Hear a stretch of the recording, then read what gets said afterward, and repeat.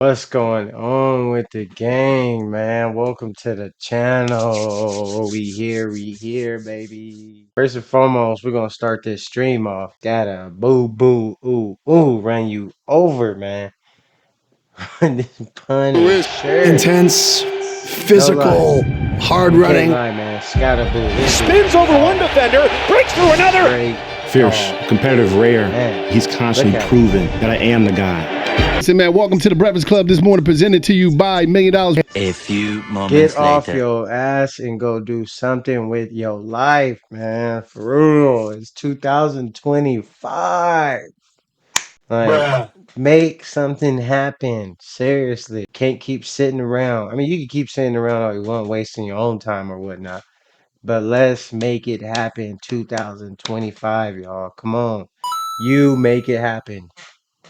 Head out here, when you see it now, and it's just like we just, I don't know, man. And all we ever had was each other. That's the only way we ever made it in life. You said in the book. You said it's actually in the chapter "Armed with Good Intentions." Yeah. You said you screamed out one day and you made it a daily reminder that nobody will save you. Nobody, especially when I was in prison. I'm like, we complaining and we doing. I'm like, yo, bro, we inside these white folks' spot. Man, ain't nobody coming. Like if this Yeah, shit when you go in off, prison, anything go, ain't we gonna nobody be locked in coming. these cells. Ain't nobody coming. But that's the same thing in the ghetto. Ain't nobody never come and save nobody. Right. Who saves who? Real. What was the change for you? What was, because you said you were in and out. What was the change? You said, yo, I got to get this right and I got to change myself. Like, to be realistic, man, I got tired of being in jail with a bunch of niggas.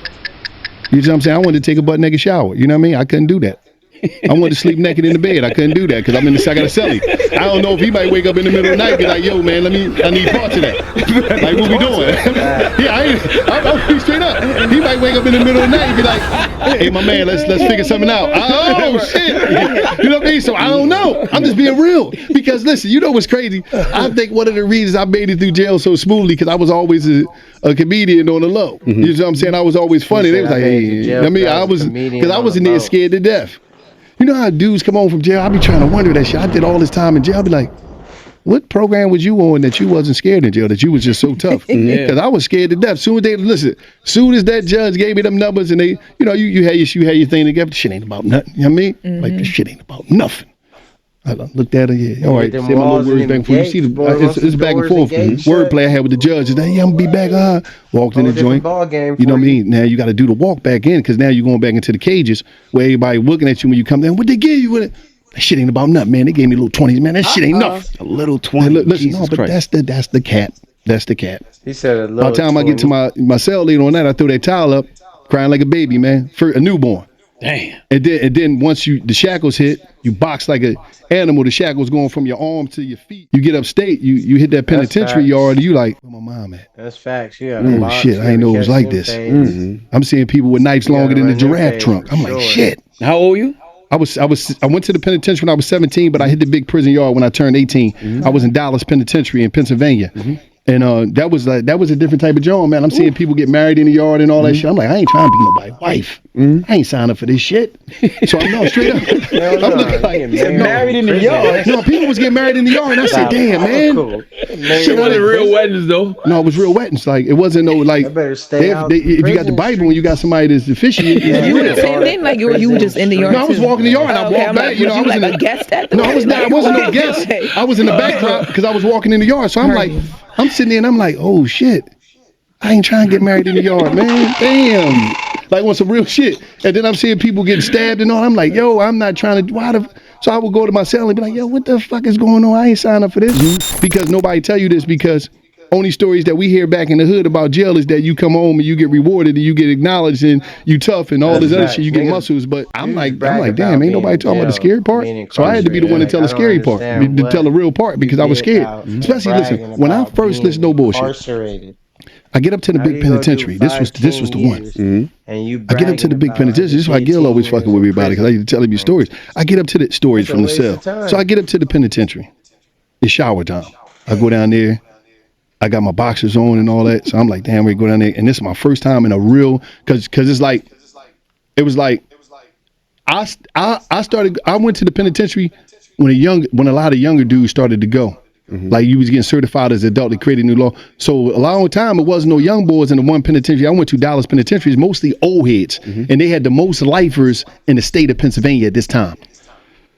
So you could be in a cell with anybody. You could do 1 year be in a cell with a lifer. It don't matter. So I go to the shower. So I got my towel on, my boxers on.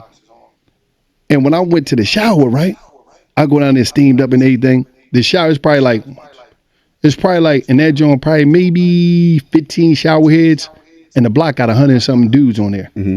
So when I go in the shower room, it was like a movie. Like everybody looked at me like, why you got them boxers on? Everybody, I'm talking about it was a sword show in that joint, man. You want to see what you working with? No, I'm just like, no, it's like that's not normal. Like you, and I'm like, you know what? That day I realized that a shower wasn't important than a bird bath. He said some I said I could go back to my cell and just wash up there. Yeah, Why would I need? Why do a shower really mean that? So you ain't take a shower the whole time. You just bird bath the whole way. No, I took it for a while till I just went down there and just had my had to get shorts on. comfortable. Cause I was like, damn man, like why everybody gotta be naked in this joint, man?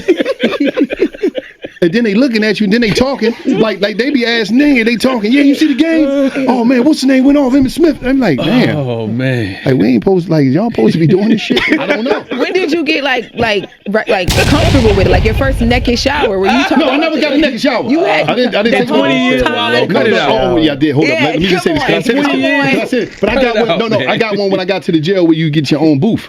Okay. I wasn't trying to be a part of it because it's like a volunteer, like you volunteering something. How long it took to do that? Oh, years. It took years, but different part of the jail got different sections where you get a single shower. So in that jail was joints where you had the single shower locked in. But it was like, man. Honestly, can you get used to taking a naked shower when you incarcerated? Like, that's a psychological, like, that's a major psychological thing. Having to walk down to the shower with 20 other dudes, grown ass man, buffered in dog shit, and you gotta take a shower butt naked. I always felt like that was the volunteering services. Stay in them Yeah, streets. Like you was giving invitations to something. So I didn't know. Was the coke can story real that Boosie be talking about sometimes? Well, that was a different prison though. But I figure it might be the same prison. Which one? We say when you see a coke can In the shower, that means 2 men in there fucking. No, it's different things go on in different prisons. I can't speak to that because I wasn't in the geographical location of him. But it's different stuff. Fed, state, different states. But it's like I just knew that. How did they Comment signal section, man. sodomy in the prison you was in? What you mean signal? Like when you No, it wasn't no signal. People was making love to slow music, man. It wasn't no like you knew what time it was. Dudes had the red light. Listen, bro. Dudes used to take paint. Listen, dudes used to take paint and paint they light red. It'd be red lights. Red light. Special. TLC. Man, they got the music playing. You like, don't look in that cell because you ain't supposed to look in nobody's cell. Yeah. So I'm like, man, you can't look in nobody's cell. But see, that's the signal though. The signal was the red light. No, it could be anything, man. You could walk in the bathroom in the yard, somebody be tongue kissing and romantic. I don't know. It was a lot of stuff. Jesus Christ. I just knew that I just wanted to make it out innocent. I didn't want my innocence to be removed from me. That's all. But it was wild, man. But I knew it was certain occasions where I knew.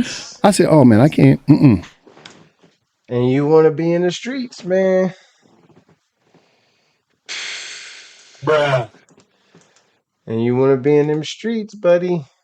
No, sir, Bobby. No.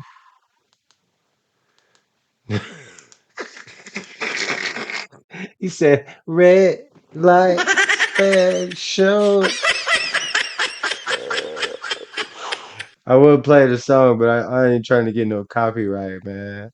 I can't go back to this shit. Dude put something on my bed one time. I didn't even know. What you put on your bed? No, see, no. This what happened. No. This what happened. So what happened is my laundry came back, folded and everything. I'm like, damn, man, these people, man, they fold your laundry and everything, man. I'm happy as shit. Laundry. There was a couple snacks left. I'm like, damn, this is what's up. Had to give it back to him. I had to give it back to him. Because if you accept it, No, but it wasn't just that. He folded my laundry. He worked in the laundry. He made my drawers and all. It was folded. So I'm thinking like, damn, this is the protocol of what I'm like, damn, they got some good service here. You know what I mean? But once I realized that he was looking for a date, I said, oh shit. You see what I'm saying? Luckily I had the old head there because I don't know what the fuck happened. Yeah. Yeah, but it was crazy. Hell no. Hell no, bro. Old head ain't folding shit. He ain't even gonna put my socks together.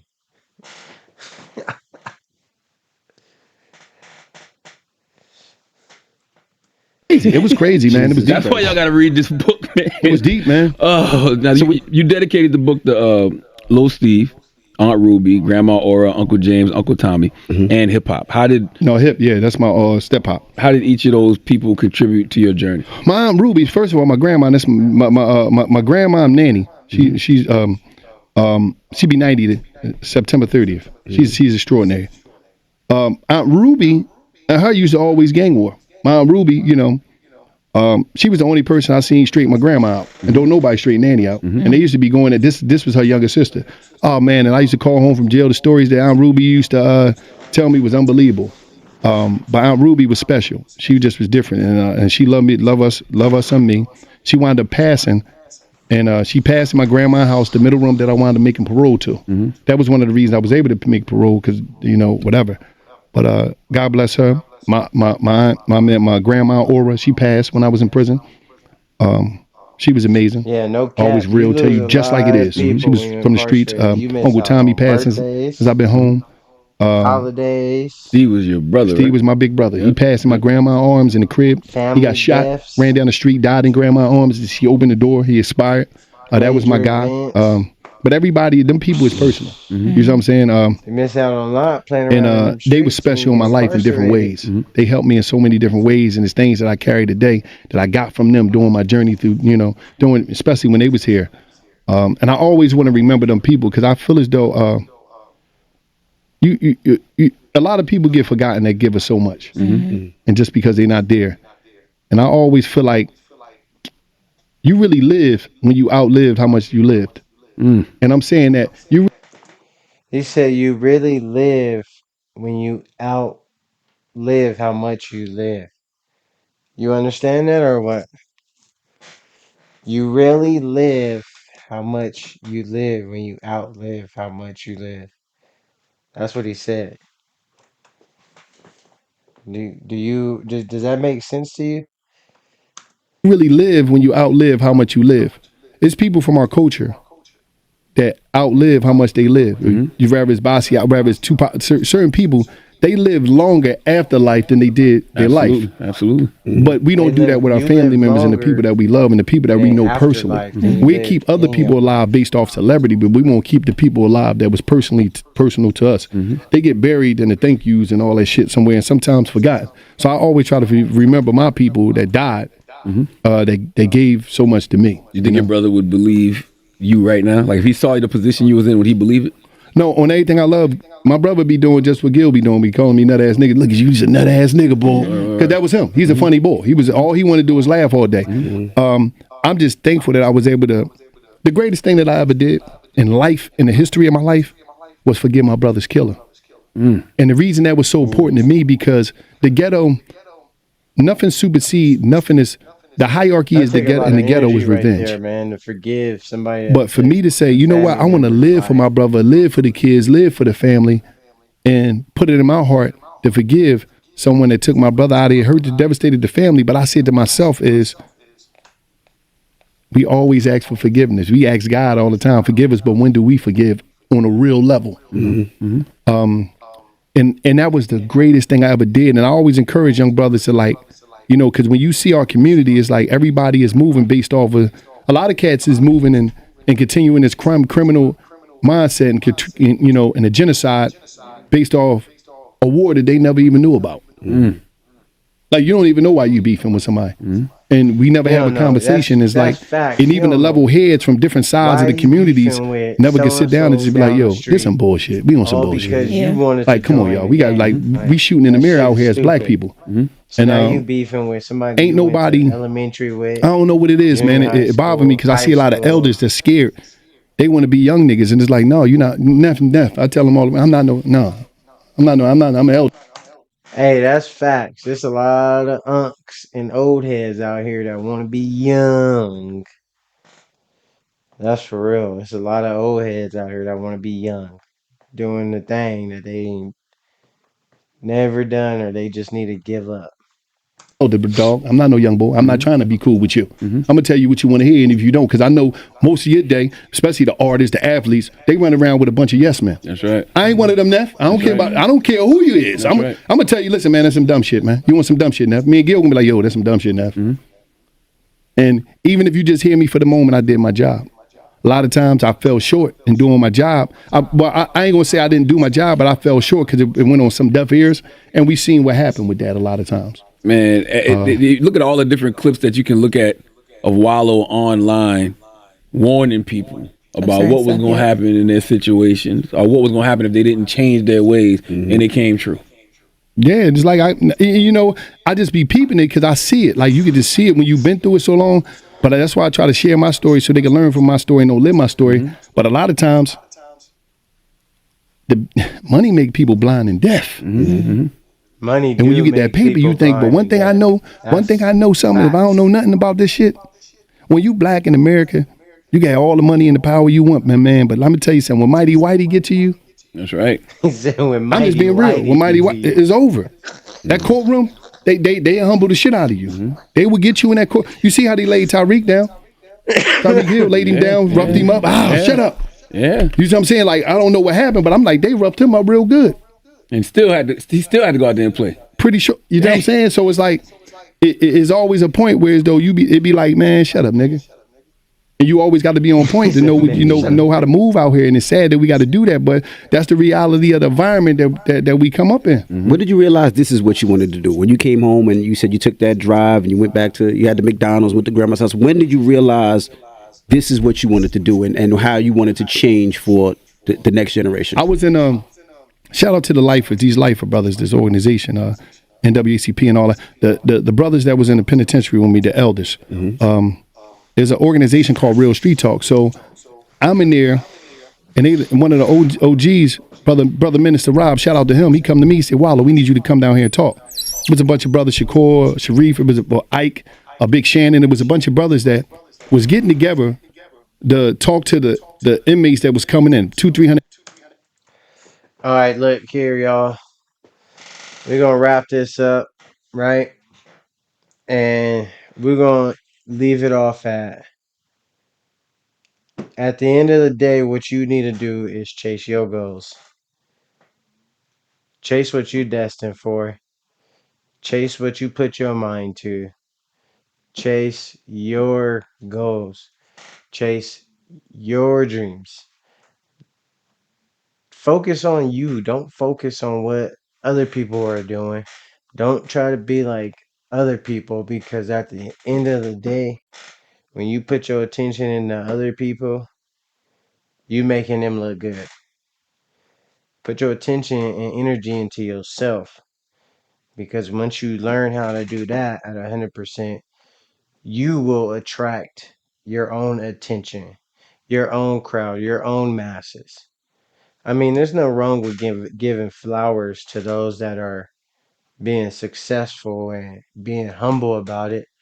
But at the end of the day, you don't need to be there trying to just, I'm gonna go hype him up, or just giving false credit. You know what I mean? Like some dead flowers, I would say. That's just not what it should be. At the end of the day, you gotta wake up. You gotta tie your shoes. You gotta put your clothes on. You gotta feed yourself. You gotta pay your rent for your bills. You have to pay for your life, your success. So hopefully you all learned something from this Wallow 267, because at the end of the day, man, I'm gonna put something up that I can resonate with, and I learn and I take advice from. You know what I'm saying? And I'm not trying to be in no shower with motherfucking 15 older guys and we all butt naked. Negative. At all costs, man. I love being at home in my place, in my comfort, in my own leisure. So with that being said, man, I hope you like this video. Um, And I'll be dropping another one later on in the week. So enjoy the rest of your day, your night, your morning, whatever it is, player. But this is out. We done. We done.